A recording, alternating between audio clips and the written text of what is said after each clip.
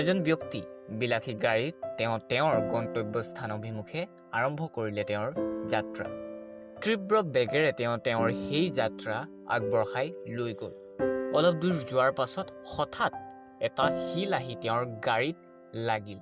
হঠাৎ তেওঁ গাড়ী ৰখালে আৰু দেখিলে যে তীব্ৰ বেগত অহা সেই শিলটোৱে তেওঁৰ গাড়ীত এটা ডাঙৰ চাপ বঢ়াইছে। তেওঁ সেই শিলটো কোনে দলিয়াইছে এয়া বিচাৰিবলৈ চাৰিওফালে চালে আৰু হঠাৎ দুজন মানুহ তেওঁ দেখিবলৈ পালে। তেওঁ দেখিলে যে হুইল চেয়াৰৰ পৰা এজন ব্যক্তি মাটিত পৰি আছে আৰু তেওঁৰ কাষৰ ব্যক্তিজনে সেই ব্যক্তিজনক হুইল চেয়াৰত পুনৰ উঠাবলৈ চেষ্টা কৰি আছে।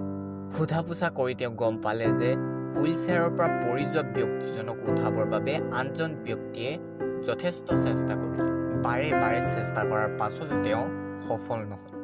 সেয়ে তেওঁক সহায় কৰিবৰ বাবে বহুতো মানুহক তেওঁ অনুৰোধ কৰিলে, কিন্তু তীব্ৰ বেগত যোৱা গাড়ীবোৰ কোনেও ৰখোৱা নাছিল। সেয়ে তেওঁ সেই গাড়ীৰে অহা ব্যক্তিজনক ৰখাবৰ বাবে এটা শিল গাড়ীখনলৈ দলিয়াই দিছিল।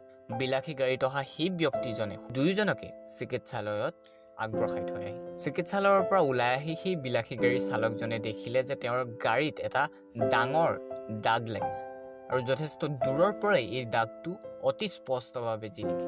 এয়া দেখি সেই বিলাসী গাড়ীৰ চালকজনৰ মনত অতি দুখ লাগে। অৱশ্যে তেওঁ সেই দাগটো আৰু জীৱনত কেতিয়াও নোহোৱা কৰিবলৈ চেষ্টা নকৰিলে। বিলাসী গাড়ীখনত সেই দাগটো সদায় কাৰণে তেনেদৰেই থাকিল।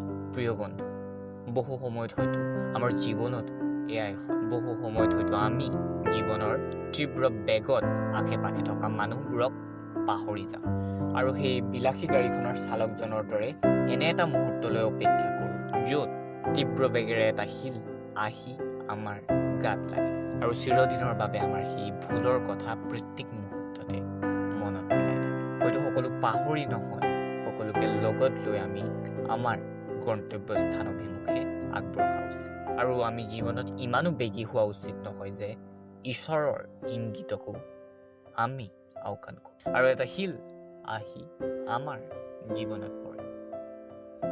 এটি মুক্ত মনৰ সৈতে সফলতাৰ ক্ষণবোৰলৈ শুভকামনাৰে